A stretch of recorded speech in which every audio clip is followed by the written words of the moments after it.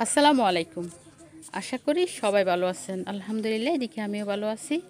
তো আজকে আপনাদের মাঝে শেয়ার করব টোনা ফিশ আমি যেভাবে রান্না করি। তো সামুদ্রিক টোনা ফিশ এটা উপকারিতা সম্পর্কে আমরা কম বেশি সবাই জানি। এটা খুবই পুষ্টিকর একটা মাছ। তো এই মাছটা হচ্ছে আমি এবং আমার বাচ্চারা খুবই পছন্দ করি। তো যেভাবে রান্না করলে আমার সবচেয়ে ভালো লাগে, তো আপনাদের কাছে আমার রেসিপিটা শেয়ার করব। যদি ভালো লাগে লাইক শেয়ার কমেন্ট করতে বলবেন না। এখনও যারা আমার চ্যানেলটি সাবস্ক্রাইব করে নাই প্লিজ একটু সাবস্ক্রাইব করে দিবেন। তো যাই হোক, মাছটা হচ্ছে আমি পিস করে রেখেছিলাম, মানে কেটে কেটে টুকরো করে রেখেছিলাম। তো এটাকে আমি একটা বাটির ভিতরে কিছুটা পানি নিয়ে 1 ঘন্টা খানেক ভিজিয়ে রাখছিলাম একটু লেবুর রস দিয়ে। এখন আমি একটু হলুদ এবং একটু লবণ দিয়ে হচ্ছে এটাকে ভালোভাবে ঘষে ঘষে পরিষ্কার করে নিচ্ছি। তো এভাবে পরিষ্কার করে নিলে হচ্ছে একদম অতি সহজে এটাকে পরিষ্কার করা যায়। তো যাই হোক, এই যে দেখতে পাচ্ছেন আমি কিভাবে এটা পরিষ্কার করছি। তো পরিষ্কার করার পরেই হচ্ছে আমি এটা ভালোভাবে ধুয়ে হচ্ছে কেটে কেটে টুকরা টুকরা করে নিয়েছি। তো এটা রান্না করার পরে একটু ভাঙবে না, এটা নিয়ে টেনশন করার দরকার নেই। এটা শক্ত একটা মাছ, রান্নার পরে এটা আরও শক্ত হয়ে যায়, যদিও রান্নার আগে একটু নরম থাকে। তো যাই হোক, এখানে আমি একটা হচ্ছে কড়াই বসিয়ে দিয়েছি। এখানে আমি পরিমাণ মতো সরিষার তেল দিয়ে দিয়েছি। এটা সরিষার তেল কিংবা সয়াবিন তেল, যে কোনো তেল দিয়ে হচ্ছে এটা রান্না করলে ভালো লাগবে। আমার কাছে এখন সরিষার তেলই আছে, আমি সরিষার তেল দিয়ে দিছি। তো এখানে দিয়ে দিব কিছুটা পেঁয়াজ কুচি।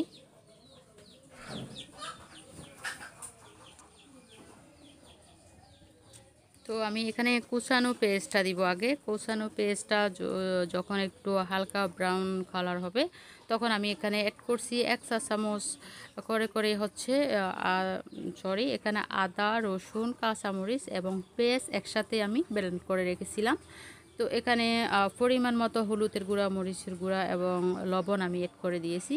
অ্যাড করার পরে হচ্ছে এটা হালকা একটু পানি দিয়ে হচ্ছে সুন্দরভাবে কষিয়ে নিব, যতক্ষণ পর্যন্ত না তেল উপরে বেশি না ওঠে।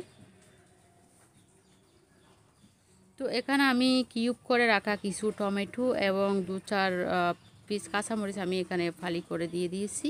একটু জাল হলে ভালো লাগে। কিছুক্ষণ একটু পানি অ্যাড করে হচ্ছে এটা কিছুক্ষণ ভালোভাবে কষিয়ে নিব। তো এই তো দেখতে পাচ্ছেন এটা অলরেডি কষানো হয়ে গেছে। এখন আমরা এখানে মাছটা দিয়ে দিব। তো আমি পরিষ্কার করে রাখা মাছগুলা এখানে দিয়েছি, দিয়ে এবং হচ্ছে আমি এটা ভালোভাবে কষিয়ে নিব। এটা আমরা নিশ্চিতভাবে নাড়াচাড়া করতে পারবো, কারণ এটা ভাঙার কোনো চান্স নেই। এই মাছটা রান্না করার পরে একটু শক্ত হয়ে যায়। তো এই তো ভালোভাবে আমি কষিয়ে নিয়েছি। এটা হচ্ছে শুধু টমেটো দিয়েও ভুনা করা যায়। তো আমার বাচ্চারা যেহেতু আলু খেতে খুবই পছন্দ করে, সেক্ষেত্রে আমি এখানে কিছুটা আলু দিয়ে দিয়েছি।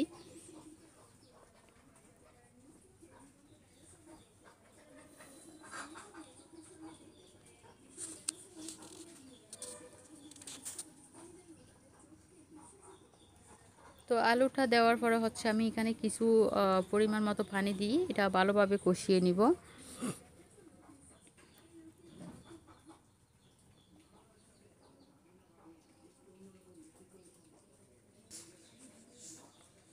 তো কষানো হয়ে গেছে। এখন আমি এখানে কিছু একটা টমেটোকে পেস্ট করে হচ্ছে এখানে দিয়ে দিয়েছি। দেওয়ার পরে আমি এখানে আগে কোনো মশলা ইউজ করি নাই। এখন আমি 1 প্যাকেট ম্যাজিক মশলা, যেটা আমরা রেডিমেড নিয়ে আসি বাজার থেকে, রেডিমেড মশলাটা যে কোনো দোকানে পাওয়া যায়।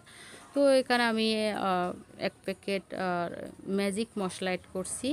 করার পরে হচ্ছে এটা এখানে আর কোনো রকম পানি বা জল দেওয়ার দরকার নাই, এভাবে ডাইকে রাখলেই হচ্ছে এটা হয়ে যাবে। এখন রান্নাটা প্রায় শেষ। তো এটা আমি ডেকে রাখবো, এখন রান্নাটা শেষ। ভালো লাগলে অবশ্যই লাইক করবেন আর কমেন্ট করতে বলবেন না। আজকের মতো বিদায়, আল্লাহ হাফেজ।